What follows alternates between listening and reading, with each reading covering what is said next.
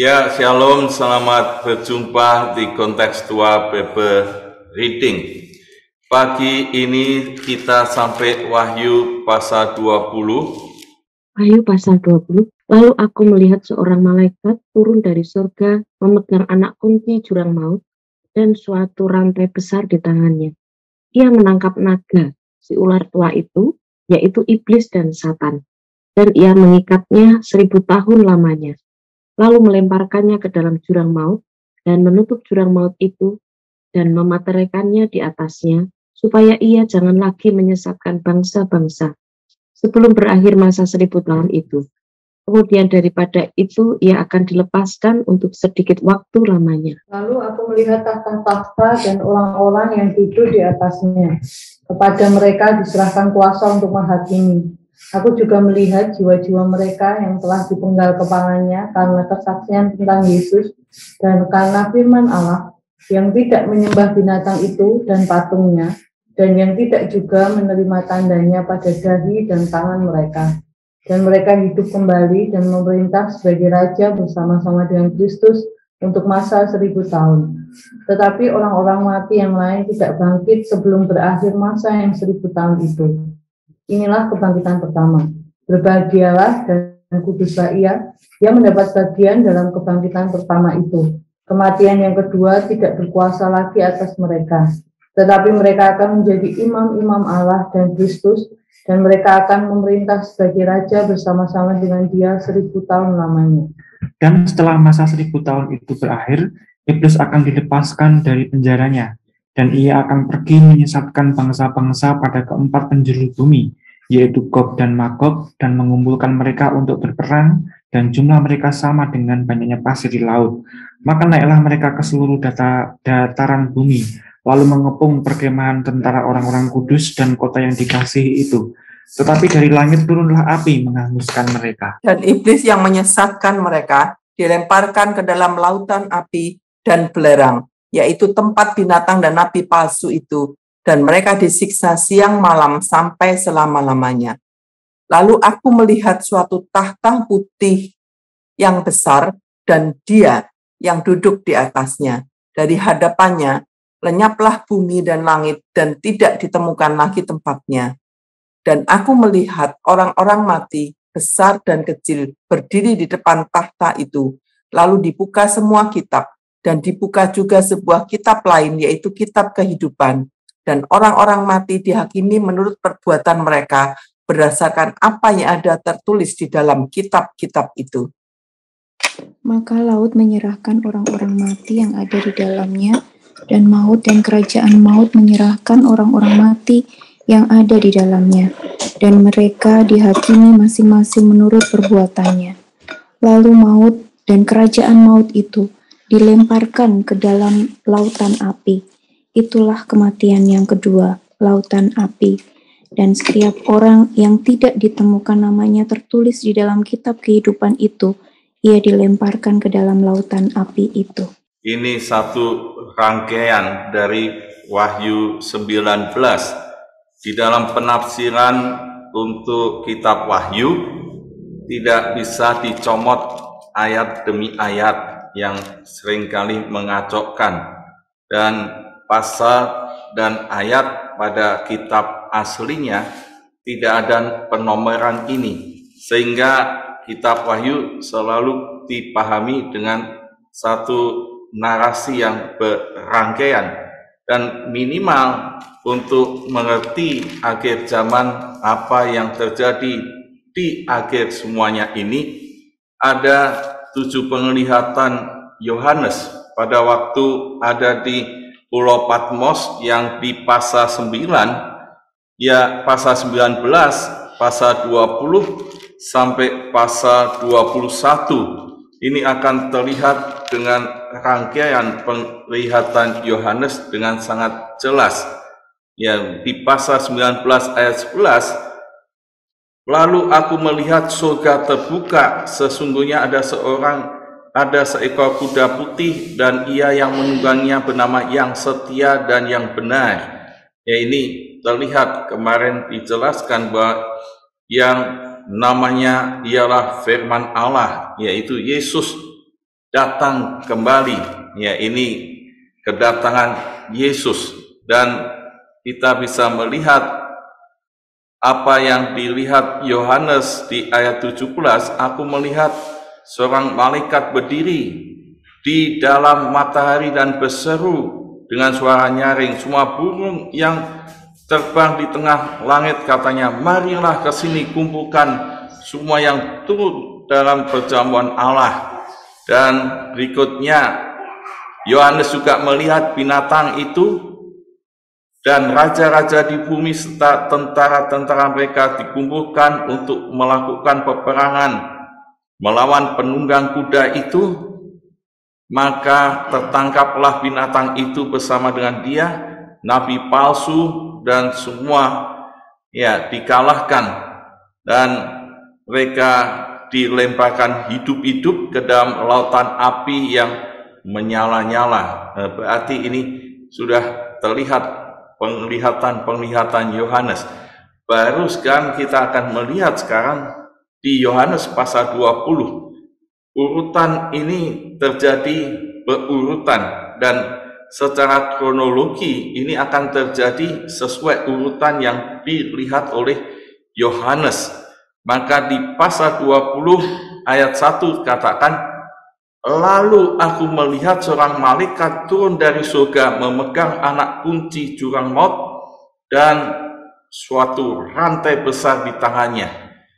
Dia melihat apa yang terjadi, yaitu naga, si ular tua, yaitu iblis dan Satan. Ini jelas, naga, ular tua itu iblis dan Satan dilemparkan ke jurang maut, lalu ditutup dengan meterai selama 1000 tahun. Ya, dikatakan selama masa 1000 tahun. Untuk apa ini dimasukkan jurang maut iblis ini? Yaitu supaya ia jangan lagi menyesatkan bangsa-bangsa. Baru setelah itu akan dilepaskan sedikit waktu. Dan ini terjadi di dalam masa kerajaan 1000 tahun itu. Lalu berikutnya ayat 4, Yohanes mengatakan, aku melihat tata dan orang-orang yang duduk di atasnya. Kepada mereka diserahkan kuasa untuk menghakimi. Dan aku juga lihat ini jiwa-jiwa mereka yang telah dipenggal kepalanya karena kesaksian Yesus dan karena firman Allah, tidak menyembah binatang itu dan tidak ada tanda di dahi maupun tangannya, dan mereka hidup kembali.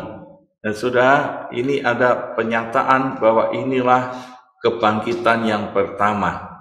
Artinya mereka yang mati syahid, yang dipenggal kepalanya, sekalipun dia ada dalam penderitaan, kematian, tapi dia bangkit kembali. Ya, karena bersama dengan Yesus dia bangkit kembali. Dan dikatakan di ayat 6, berbahagialah dan kuduslah ia yang mendapat bagian dalam kebangkitan pertama itu. Kematian kedua tidak berkuasa lagi atas mereka, tapi mereka akan menjadi imam-imam Allah dan Kristus, dan mereka akan memerintah sebagai raja bersama-sama dengan Dia 1000 tahun lamanya. Jadi kondisi bagaimana yang ada di dalam kerajaan 1000 tahun itu, yang jelas dikatakan di sini, ada orang-orang yang mati syahid, yang mempertahankan iman di dalam Yesus Kristus.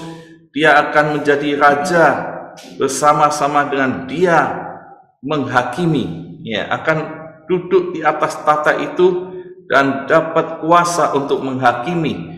Dan itulah yang ada di dalam masa kerajaan 1000 tahun, dan ada kebangkitan yang pertama.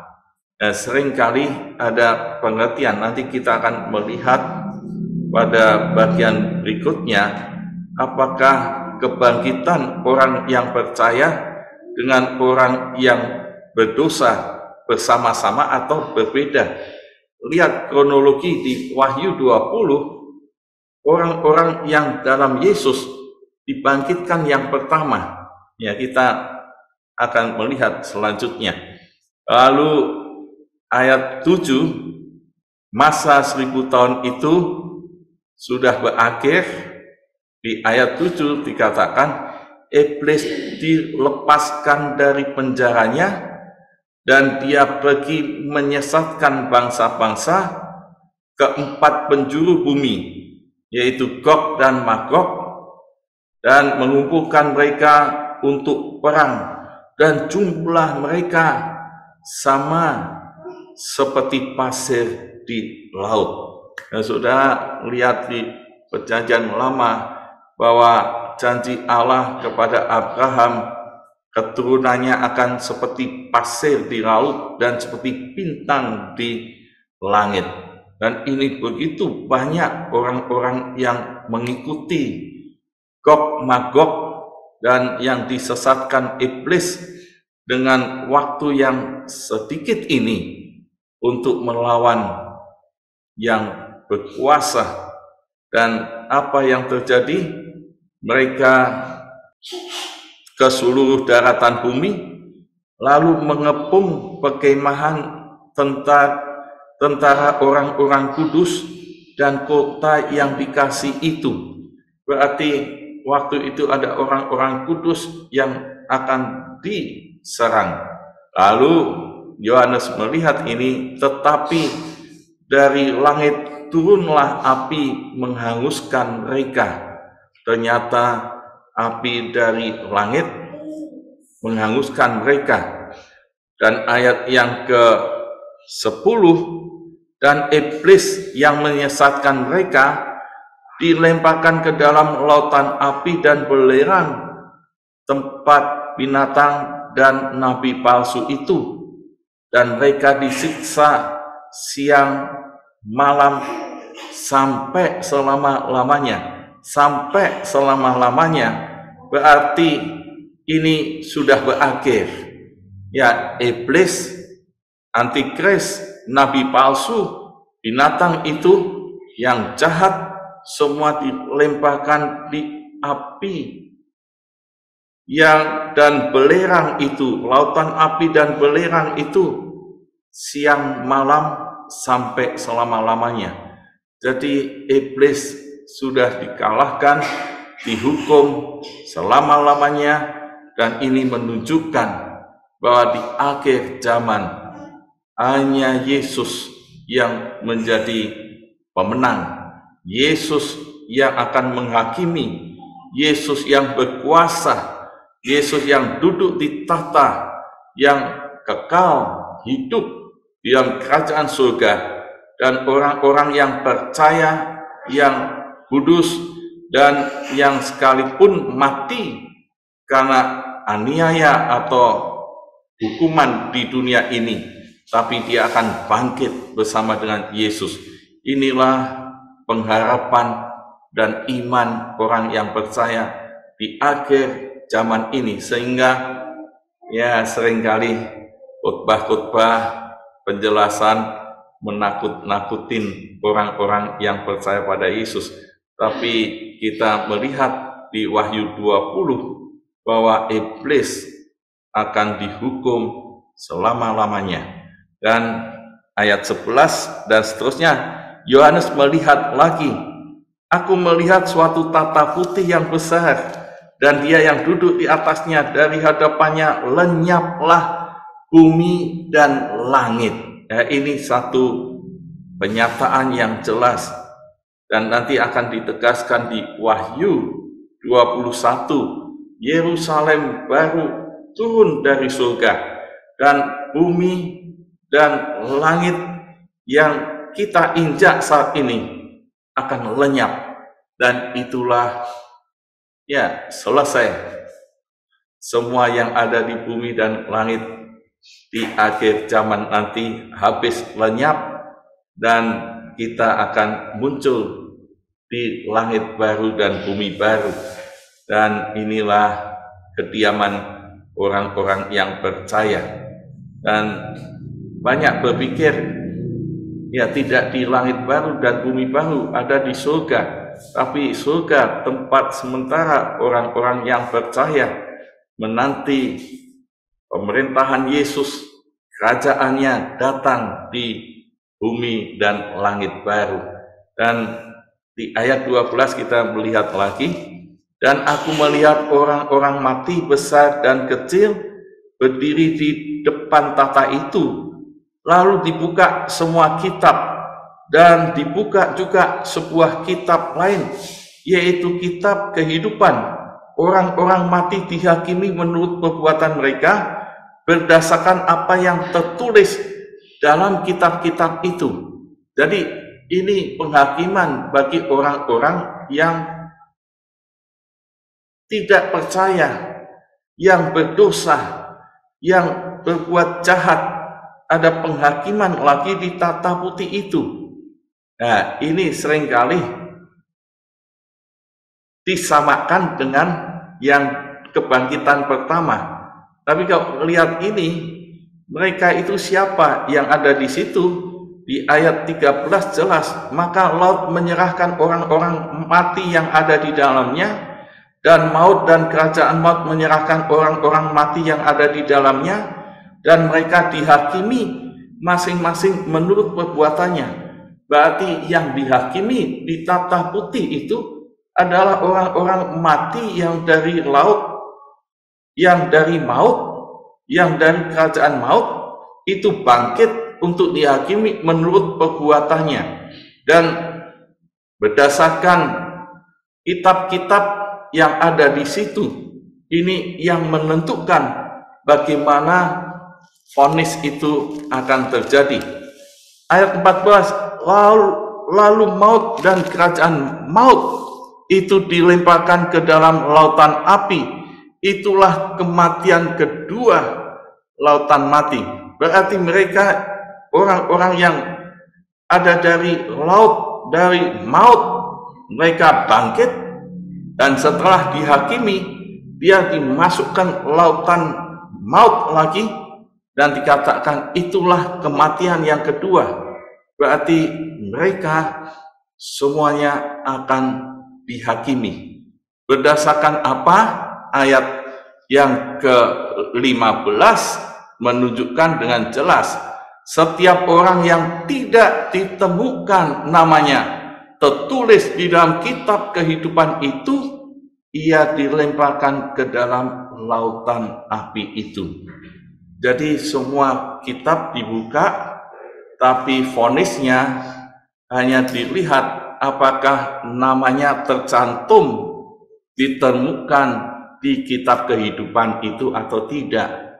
Maka Tuhan Yesus pernah berkata pada murid-muridnya, ya, waktu iblis terlihat jatuh dari langit, mereka sangat bergembira karena mengusir setan demi nama Yesus. Tapi Tuhan Yesus katakan, ya, bersukacitalah kalau namamu ada di dalam kitab kehidupan. Ya, ini kitab kehidupan, yaitu kitab yang ada, yang megang adalah Tuhan Yesus. Mereka yang tercantum di sana, yaitu orang-orang yang percaya menerima Roh Kristus dan janjinya, dia akan memiliki hidup yang kekal.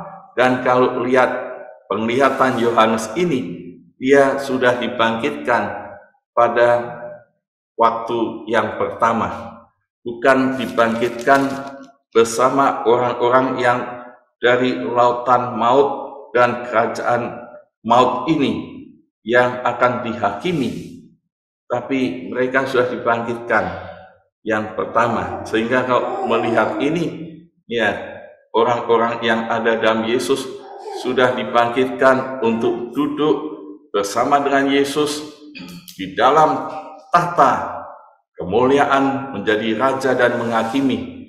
Dan yang kedua, kebangkitan bagi orang-orang yang tidak ditemukan di kitab kehidupan akan dilemparkan ke dalam lautan api. Itulah kematian yang kedua. Jadi jelas apa yang dinubuatkan Wahyu bahwa akhir zaman, bagaimana akhir dari kisah semuanya ini ada di dalam kehidupan yang kekal bersama dengan Yesus. Maka amanat teksnya jelas bahwa Allah menghukum iblis dan orang-orang yang tidak ditemukan namanya di kitab kehidupan, tetapi orang yang percaya akan bangkit, duduk ditata sebagai raja bersama dengan Yesus selama-lamanya.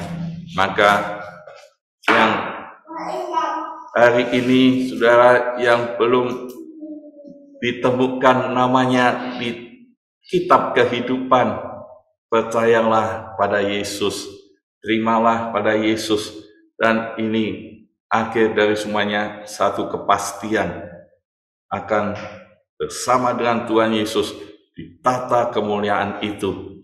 Dan kita juga terus tanya, apakah saya terus mengasihi saudara-saudara yang belum ditemukan namanya di kitab kehidupan? Ya, kenalkan Yesus, kenalkan Injil keselamatan itu untuk selama-lamanya. Tuhan Yesus memberkati. Mari kita sambut firman Tuhan pagi hari ini dengan kita pujikan lagu Mulia Mulia bagi Anak Domba, karena Dia Allah yang akan berkuasa atas semesta ini dan menjadi hakim yang agung atas dunia ini. Mulia, mulia bagi Anak Domba. Mulia, mulia bagi Anak Domba. Sebab kemuliaan dan layak dipuji yang duduk di tahta dan yang akan memerintah selamanya atas semua yang di bumi. Terima kasih. Mari kita mengucap syukur kepada Tuhan, karena Tuhan sudah menyatakan kasih-Nya dan menyelamatkan kita sehingga kita sudah tertulis dalam kitab kehidupan. Kita terus berdoa supaya saudara-saudara kita boleh juga diselamatkan dan dilepaskan dari hukuman api neraka. Mari kita bersama berdoa.